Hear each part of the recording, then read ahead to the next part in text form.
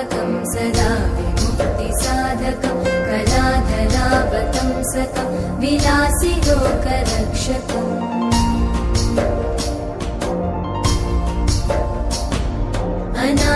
अनायकैकनायकं विनाशिते भदैत्यकं नताशुभाशुनाशकं नमामि तं विनायकम्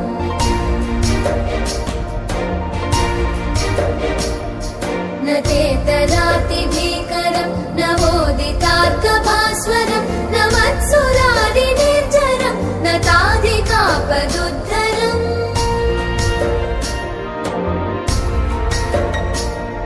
सुरेश्वरं निधीश्वरं गजेश्वरं गणेश्वरं महेश्वरं तमाश्रये परात्परं निरन्तरम्